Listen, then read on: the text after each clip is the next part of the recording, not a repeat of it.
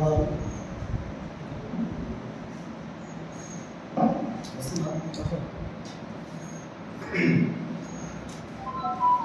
ఈరోజు ఇల్లంతకుంట మండల ప్రజా పరిషత్ అధ్యక్షుడిగా ఎంపీటీసీగా బాధ్యతలు 5 సంవత్సరాలు పూర్తి చేసుకుని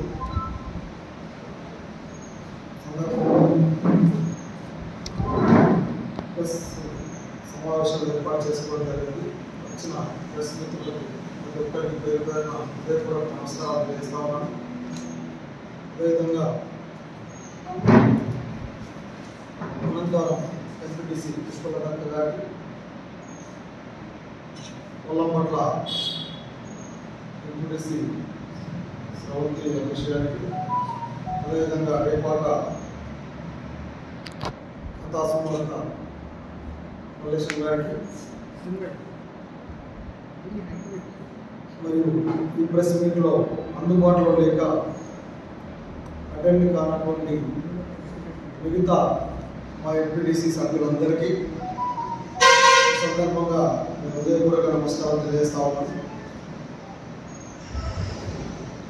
5 సంవత్సరాల కాలంలో ఎంపీపీ ఈరోజు పదవి స్వీకరణ మహోత్సవం చేసుకున్నటువంటి రోజు రేపు 4వ తారీఖు నాడు, 3వ తారీఖు నాడు ఈరోజు ముగింపు కార్యక్రమం. నాతో పాటు ప్రయాణం చేసిన మా ఎంపీటీసీ సోదరులకు అదేవిధంగా 33 గ్రామాల సర్పంచులకు, మా కోఆప్షన్ సభ్యులు మరియు నేను 5 సంవత్సరాలు ఉన్నప్పుడు గౌరవ ఎమ్మెల్యే రసమే బాలకృష్ణ గారు కానివ్వండి, అదేవిధంగా నా తోటి మండల స్థాయి ప్రజాప్రతినిధులందరూ ఈ 5 సంవత్సరాలు మేము చేసినటువంటి కార్యక్రమాలన్నిటినీ ఎప్పటికప్పుడు ఏ రోజుకు ఆ రోజు ప్రజల మధ్యలో తిరిగినటువంటి సందర్భమే కానివ్వండి, మేము చేసిన కార్యక్రమాలే కానివ్వండి, మండల ప్రజలకు ఎప్పటికప్పుడు అందజేసిన మా ప్రెస్ మిత్రులకు కూడా, మీడియా మిత్రులకు, ప్రింట్ ఎలక్ట్రానిక్ మీడియా మిత్రులందరికీ కూడా నిజంగా నాకు సహకరించినందుకు 5 సంవత్సరాలు మా అందరి తరఫున మీకు హృదయపూర్వక ధన్యవాదాలు, కృతజ్ఞతలు తెలియజేస్తాను. మాకు ఎప్పటికప్పుడు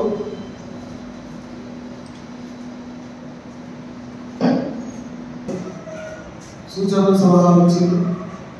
వాటిని కూడా నిజంగా ఏ గ్రామంలో ఏ సమస్యలు ఉన్నాయో మేము మా దృష్టికి తీసుకొచ్చినప్పుడు వాటికి మేము స్పందించి పూర్తి స్థాయిలో చేయలేకపోయినా కూడా మా శక్తి మేర మా ఆలోచనలకు వచ్చినటువంటి సమస్యలని ప్రభుత్వం దృష్టికి తీసుకెళ్ళి పర్సనల్గా డైరెక్ట్గా ఇండైరెక్ట్గా సమస్యల్ని నేను పూర్తి చేసిన అని మీ ముందు నేను ఈరోజు నిజంగా గర్వంగా చెప్పాలనుకున్నాను.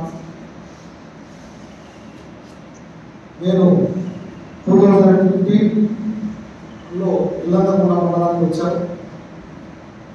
అప్పుడు నాకు మండల ప్రజలు, అప్పుడున్న ప్రజాప్రతినిధుల సహకారంతో నేను సెస్ డైరెక్టర్గా ఎన్నుకోబడి 3.5 సంవత్సరాలు సెస్ డైరెక్టర్గా నేను గ్రామాలలో సేవలు అందించాను.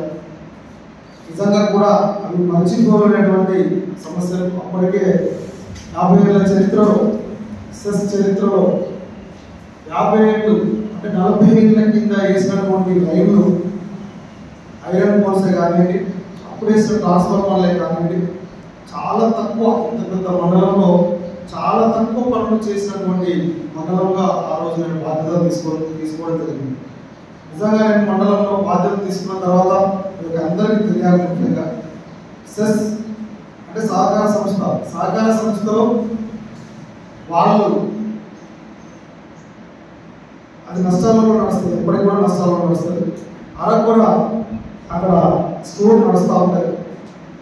మన కనెక్షన్కి అప్లై చేసుకున్న తర్వాత కూడా నేను వచ్చినప్పుడు, నేను మండలాల్లో గ్రామాలలో తిరిగినప్పుడు 3 ఏళ్ల కింద 4 ఏళ్ల కింద నేను 3 పోలకు సాంక్షన్ కట్టిన, 5 పోలకు సాంక్షన్ కట్టిన, ఒక పోల్ ఇచ్చిండు, లేకపోతే కడసారాలు ఇచ్చిండు కానీ పోల్ ఇవ్వలేదు, మెటీరియల్ బయట ఇచ్చిండు కానీ ఏది రాలేదు మాకు అని చెప్పి చిట్టి చూపెట్టినటువంటి సందర్భం. ఆ సందర్భంలో నేను ఛార్జ్ తీసుకున్న తర్వాత ఆయా గ్రామాలలో మీరు దాచారం నుంచి మొదలు పెడితే కొత్తూరు వరకు. దాచారంకు నేను వెళ్ళినప్పుడు 25 సంవత్సరాలు అవుతుంది. 5 సర్పంచులు పోయినరు, ఎమ్మెల్యేలు పోయినరు, కానీ మాకు మాత్రము చీకట్లోనే ఉన్నాం మేము అని దాచారం గ్రామస్తులు నాకు చెప్పినప్పుడు చాలా బాధేసింది. ఆ సందర్భాన్ని నేను గెలిచిన వెంటనే దాచారం నుంచి పల్లెకు వాళ్ళు ఏదైతే 25 సంవత్సరాల నుంచి ఒక 25 ఇళ్ళు అక్కడ ఇళ్ళకు ఉంటాయి. ఆ ఇళ్ళకి చీకట్లో వెళ్ళినటువంటి సందర్భాన్ని మొట్టమొదటి పనిగా నేను అక్కడ ప్రారంభోత్సవం చేసుకున్నా. వాళ్ళకి లైన్ వేసిన వాళ్ళంతా సంతోషించారు. ఆ రోజు నుంచి మొదలు పెడితే అప్పుడు కొత్తూరు వరకు చివరి ఇల్లు కట్టుకున్న ప్రతి కాలనీ ప్రతి ఇంటి వరకు కూడా 950 అత్యధిక మెజారిటీ అత్యధిక సంఖ్యలో నేను DDY స్కీమ్లో మన అన్ని గ్రామాల మరి చివరి ఇంటి వరకు కూడా నేను 1 మీటర్ కట్టించి నేను వాళ్ళ చుట్టూ తిరిగి ప్రతి గ్రామంలో ప్రతి కాలనీలో తిరిగి వారికి నేను DDY స్కీమ్ కింద ఈ రోజు మీరు చూసినా కూడా అప్పుడు నేను వేసిన లైన్లే ఇప్పటి వరకు కూడా వాళ్ళ చివరి ఇంటి వరకు ఇల్లంతా కూడా నేను చూసుకుంటే ఇల్లంతా కూడా జనపల్లి కలిపిన, ఇల్లంతా కూడా ముస్కాన్పేట కలిపిన, ఇల్లంతా కూడా చివరిలో ఉత్తర కాలనీ కానివ్వండి, BC కాలనీ కానివ్వండి, మన వైశ్య భవన్ దగ్గర చాలా లో వోల్టేజ్ ఉందంటే ఇంప్రూవ్మెంట్ ట్రాన్స్ఫర్ చేయడం, అక్కడ నుంచి పోతే మన యాదవ్స్ ఉన్న దగ్గర కూడా ఇబ్బందిగా ఉంది, ఎప్పుడు మాకు లో వోల్టేజ్ ఉంటుందని అక్కడ ఇంప్రూవ్మెంట్ ట్రాన్స్ఫర్ చేయడం. ఒక టౌన్లోనే నేను చాలా పనులు 20 ఏళ్ళకి వెళ్ళి మనకు బస్సు మారుతలేదు, స్కూల్ దగ్గర ట్రాన్స్ఫర్ ఉందంటే దానికి చాలా, ఎందుకంటే సహకార సంస్థ అంటేనే మనం డబ్బులు కడితేనే, అంటే ప్రభుత్వం డబ్బులు కట్టిపిస్తేనే లేదంటే గ్రామ పంచాయతీ నుంచి డబ్బులు కడితేనే ఆ షిఫ్టింగ్లు అనేవి జరుగుతాయి, మెటీరియల్ అనేది ఇస్తారు. ఇదంతా మీరు ఎప్పటికి కూడా చరిత్రలో నిలిచిపోయే విధంగా సెస్లోనే అక్కడే శాంక్షన్ చేయించుకొని సెస్ ద్వారానే ఇళ్ళంతా కూడా లోపల ఉన్న ఎంపీ ఆఫీస్ కూడా మీద ఉన్న ట్రాన్స్ఫార్మర్ కూడా రోడ్డు మీద ఉంటే రోడ్డు మీద ఉన్న ట్రాన్స్ఫార్మర్ తీసి లోపల ఇచ్చిన ఒక చరిత్ర. ఈ పనులు అనేవి ప్రాక్టికల్గా చేస్తాయి, ఏదో చేసిందిలే గవర్నమెంట్ చేసింది అని అనుకుంటారు, కానీ ఇప్పుడు కూడా ఒక ట్రాన్స్ఫార్మర్ షిఫ్ట్ చేయాలంటే ప్రభుత్వం చే డబ్బులు కడితే మాత్రమే ప్రభుత్వం ట్రాన్స్ఫార్మర్ షిఫ్ట్ అయ్యింది. ఇప్పుడే కూడా మీరు అన్ని గ్రామాలలో ఇంప్రూవ్మెంట్ ట్రాన్స్ఫార్మర్లు వేయాలంటే ఎవరో ఒకరు డబ్బులు కట్టాలి, కడితేనే సొసైటీ సహకార సంస్థ 50% సబ్సిడీతో మనకి ఇంప్రూవ్మెంట్ ట్రాన్స్ఫార్మర్లు ఇస్తుంది. కానీ నేను ప్రతి గ్రామంలో ఇంప్రూవ్మెంట్ ట్రాన్స్ఫార్మర్స్ నేను వేయించాను, చాలా గ్రామాలలో ఇంప్రూవ్మెంట్ ట్రాన్స్ఫార్మర్స్ వేయించాను, చాలా టెంపుల్స్కి లైన్ వేయించాను. మీరు చూస్తే నమ్మలేరు, సెస్ హిస్టరీలోనే 58 పోల్స్ చేసిన DDY స్కీమ్లో 58 పోల్స్ చేసిన అత్యధిక లైన్ పెద్ద లైన్ ఏదంటే మన గల్లపోచమ్మ, వెల్జీపూర్ నుంచి గల్లపోచమ్మ వరకు లైన్ వేయించినాను, దానికి లైట్స్ వేయించాను. ఈరోజు మీకు అది కనబడదు. సెస్ ప్రజలు నన్ను ఎన్నుకున్నందుకు నా సొంత మెటీరియల్ తీసుకొచ్చి ఇక్కడ స్టోర్ లాగా మెయింటైన్ చేసిన 21 బ్రేకర్స్, ఒక లైన్ ఇక్కడ నుంచి ఇల్లంతకుండ నుంచి గాలిపల్లి జవాన్పేట వరకు చిన్న వర్షం చెందుబాట గాలి ద్వారం వచ్చిన జవాన్పేట నుంచి ఉన్న గ్రామాలన్నీ ఇల్లంతకుండ వరకు ఉన్న గ్రామాలకు చీకటి అయిపోతుంది. 1 డే నెక్స్ట్ డే దాకా వెయిట్ చేయాల్సిన పరిస్థితి. అలాంటి పరిస్థితిని ఎక్కడికెక్కడ బ్రేకర్లు పెట్టి కట్కూరు నుంచి ఉగలాపూర్ కూడపల్లి వరకు కొత్త లైన్ వేయించి వాళ్ళకు కూడా బ్రేకర్లు పెట్టి, ఏ ఊళ్ళో ఉగలాపూర్లో లైన్ పోతే వల్లపట్లలో బ్రేక్ కాదు. వచ్చిన 6 నెలలు 8 నెలల వల్లపట్లలో కూడా ఉగలాపూర్లో బ్రేక్ ప్రాబ్లంతో వల్లపట్లలో కూడా చీకటి ఉండేది. చాలా లైన్స్ అట్లా 21 బ్రేకర్లు పెట్టించిన. అదేవిధంగా ఇల్లంతా ఉన్న టౌన్లో 3 ఫేజ్ కనెక్షన్ లేదండి, టౌన్లో 3 ఫేజ్ కనెక్షన్ లేదు. నేను వచ్చి 2015 45 సంవత్సరాలు ఇల్లంతా కూడా, అందులో 25 సంవత్సరాల నుంచి మండల హెడ్ క్వార్టర్ లోకల్లో 3 ఫేజ్ లైన్ లేదు, ఒకటే సింగిల్ లైన్ ఉంటుండే. ఆ లైన్కు అటు ఇటు మొత్తం దారి పడుకున్నంత వైపు వేలాడుతుంది, ఇంటికి ఉన్న కనెక్షన్ వేలాడుతుంది. లైన్స్ పాత లైన్స్ కూడా ఒకటే పోల్కు 570 కనెక్షన్ ఉన్నాయండి. ఒకటే పోల్కు 570 కనెక్షన్. ఎవరి ఇంట్లో ప్రాబ్లం వచ్చినా ఆ వైర్ తీయాలంటే కూడా, సర్వీస్ వైర్ తీయాలంటే కూడా తీసే పరిస్థితి కాదు. హెల్పర్లకు ముఖ్యంగా సెస్ సెస్లో ఉన్నటువంటి సిబ్బందికి చాలా కష్టాలు ఎదుర్కొన్నారు. వాళ్ళు మేము వచ్చిన తర్వాత ఈ పని ఆ పని చేయాలంటే కూడా వాళ్ళు విసుగు చెందేది.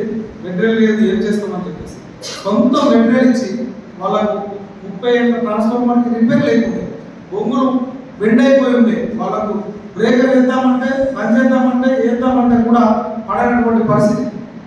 అటువంటి పరిస్థితిలో సొంత మెటీరియల్ ఇచ్చి మరి సెస్ సిబ్బందికి హెల్ప్ చేసిన. అక్కడి నుంచి సెస్ సిబ్బంది ఎప్పటికప్పుడు కరెంటు పోయినా 2 గంటలలోనే, అప్పుడు నేనున్న పరిస్థితుల వల్ల ఎక్కడ కూడా 2 గంటలకు ఎక్కువ కూడా లైన్ పోయినటువంటి సందర్భంగా వీళ్ళందరూ కూడా, ముఖ్యంగా వీళ్ళందరూ కూడా వాళ్ళకి తెలుసు. అలాంటి సిచ్యువేషన్ నుంచి ఈ రోజు ఎప్పటికీ కరెంటు పోకుండా ఉండే సిచ్యువేషన్ తీసుకొచ్చినటువంటి సందర్భాన్ని నేను మీకు ఈ సందర్భంగా నేను గుర్తు చేస్తా ఉన్నాను.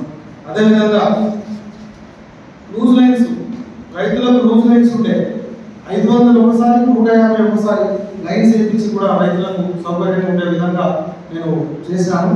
ఇప్పటికి కూడా నాకు 150 పోల్స్ నేను వేసినాను సొంతం.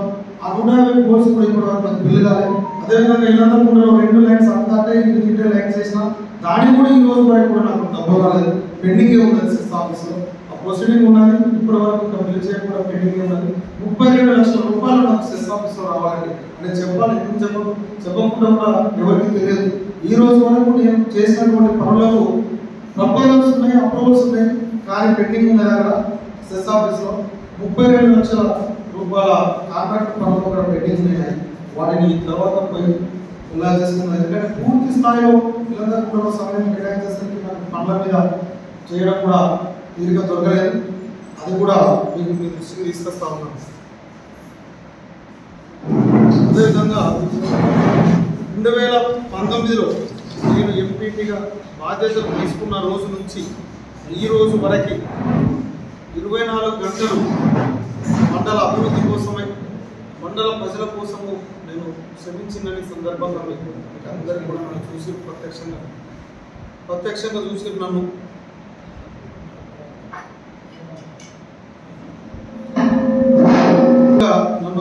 మీరందరూ చూసిరు. మరి 5 సంవత్సరాల కాలంలో ఎంపీపీగా బాధ్యతలు చేపట్టిన తర్వాత మా ఎంపీటీసీల సహకారంతో, అరపూర నిధులతో టోటల్గా 5 సంవత్సరాలు మా మండల పరిషత్కి వచ్చిన నిధులు మీరు వింటే పరిశాన్ అవుతారు. 2 కోట్లు కూడా కావండి. 2 కోట్ల రూపాయలు కూడా మా ఎంపీటీసీలకు, మాకు మండల ప్రజా పరిషత్కు మరి ప్రభుత్వంతో రాలేదండి. ప్రభుత్వంతో మాకు నిధులు రాలేదండి. దాన్ని కూడా మా ఎంపీటీసీ సోదరుల సలహాలతో అన్ని గ్రామాలలో మరి నిజంగా ఎంపీటీసీ గారు చెప్పినట్టుగా అందరికీ సమానంగా నిధులు కేటాయించి బోర్డు వేయడం కానీ, చిన్న లైట్స్ వేయడం కానీ, మరి మా నిధులతో ఒక్కొక్క ఎంపీటీసీకి నాకు తెలిసి 6 లక్షల చిల్లర ఇప్పటివరకు 5 సంవత్సరాల కాలంలో వాళ్ళు 6 లక్షల నిధులతో మాత్రమే పనిచేశారని. 5 సంవత్సరాల కోసం ఒక ఎంపీటీసీ 4 గ్రామాల కోసం కొట్లాడి నిలబడి ఎంపీటీసీ అయితే 6 లక్షల రూపాయలు వాళ్ళు మండల ప్రజా పరిషత్ ద్వారా నిధులను తీసుకెళ్లి ఆయా గ్రామాలలో ఖర్చు పెట్టారు. ఇది నిజంగా కూడా మేము చాలా బాధాకరమైనటువంటి ఒక టర్మ్. మా ఎంపీపీగా నేను అడ్వాన్స్గా మరి గ్రామాలలో ఎంతో ఒత్తిడి ఉంటుంది. మండలానికి ఎంపీపీ, మా ఊరికి వస్తే ఏం ఇస్తావు, ఏం చేస్తావు, మా ఇంటికి వస్తే ఏమి ఇస్తారు అన్నట్టుగా ప్రజలు పోయినప్పుడల్లా, కార్యక్రమాలకు పోయినప్పుడల్లా, అన్న మాకు వాటర్ ప్రాబ్లం ఉన్నది, అన్న మా సంఘం దగ్గర బోర్ లేదు, అన్న మా కుల